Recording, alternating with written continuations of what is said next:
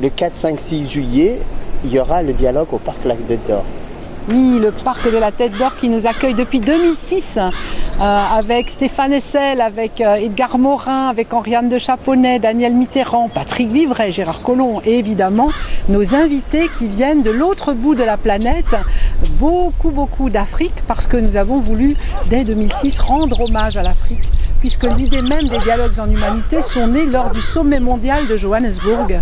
Donc, et voilà, sur le développement durable. Parce que si nous souhaitons justement développer quelque chose du registre d'une humanité plus capable de faire face aux défis auxquels elle est confrontée, eh bien, il nous faut du dialogue et de la compréhension, de l'écoute mutuelle, de la bienveillance et beaucoup de dignité, de respect les uns des autres. Oui, alors très clairement, nous sommes des passeurs. Nous sommes là en capacité d'identifier des initiatives formidables qui existent dans le monde entier, qui existent aussi dans nos quartiers, dans nos entreprises, partout où c'est en train de bouger, où c'est en train d'avancer. Et l'idée, c'est simplement de proposer de façon dialoguée, à mettre en lien, à construire ce tissage comme vraiment un tissu très solide entre nous, entre ces initiatives, mais ouvert aux générations, ouvert aux cultures différentes, ouvert à la différence, parce que c'est finalement l'autre qui est une richesse. Parce qu'on veut réussir le 21e siècle. C'est un pari que nous faisons, ce pari de réussite collective, collégiale. Il ne peut se faire sans l'ensemble des générations.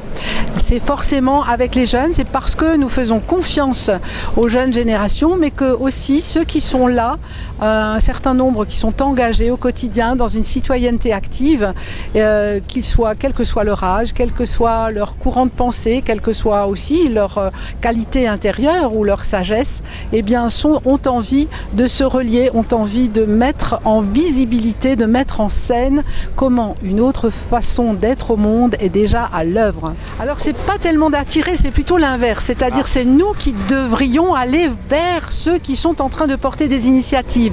Et je pense en particulier à la Duchère parce qu'il y a eu le festival d'art et d'air, développement durable bien sûr dans le DD, mais aussi à Villeurbanne, au CCO, dans les conseils de quartier, dans ce dialogue de diversité qui est si fort ici sur notre territoire grand lyonnais de notre métropole. Et si nous souhaitons en fait faire avancer cette façon de voir le monde autrement, mais aussi de prendre les choses à bras-le-corps, où chacun vient parler à partir de ses propres expériences. C'est pas de la théorie. Nous nous retrouvons sous l'arbre à palabres parce que nous considérons qu'il s'agit de dialoguer, d'avancer par ce dialogue, mais chacun vient parler à partir de son parcours de vie, à partir de son expérience, à partir de sa sensibilité. Et nous avons à développer nos émotions les plus positives possibles, ou en tout cas les transformer de façon positive, de ne pas avoir peur, de construire des alternatives à cette peur qui quelquefois semble nous envahir, mais non, nous savons qu'il y a aujourd'hui très concrètement des alternatives, des gens qui sont dans l'action, dans le faire ensemble, dans le construire ensemble, dans le respect mutuel, et je crois que c'est ça qui est finalement le message d'espoir, un message constructif.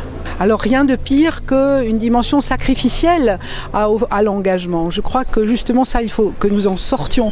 Donc si nous éprouvons de la joie, si nous avons envie de partager des moments de musique, de danse, de théâtre, de façon justement, même par exemple nous avons des personnes qui viennent faire des conférences théâtralisées. C'est passer des messages tout à fait profonds sur les enjeux de l'énergie, sur le changement climatique, sur l'écologie, sur l'art, sur le fait d'accueillir ceux qui sont privés de papier, par exemple. Eh bien, moi, par exemple, très concrètement, je me suis aussi engagée dans ma vie personnelle parce que mes parents ont été réfugiés pendant la dernière guerre mondiale dans le sud-ouest, dans le Lot-et-Garonne, parce qu'ils étaient alsaciens. Mon père a été engagé de force dans une armée qu'il honnissait.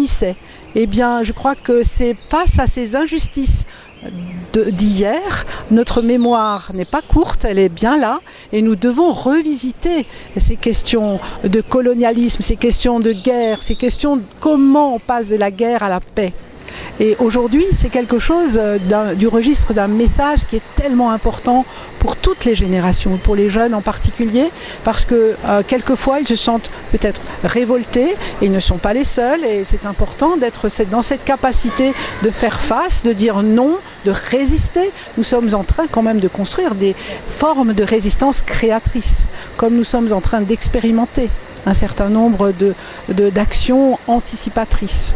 Et l'objectif, c'est bien sûr aussi d'avoir une vision, parce que demain, réussir le 21e siècle, c'est d'être capable de porter ça de façon collégiale, il n'y a pas de centre. Et ça va démarrer quand les dialogues en humanité? Alors les dialogues en humanité, 4, 5 et 6 juillet dans le parc de la Tête d'Or, sous les arbres à palabres à l'africaine, avec des personnes qui viennent du monde entier. Donc, 11h jusqu'à de 11h à 22h, avec des spectacles le soir, mais aussi des ateliers de formation au discernement, des ateliers du sensible qui sont ouverts de tout petits, des enfants jusqu'aux plus âgés.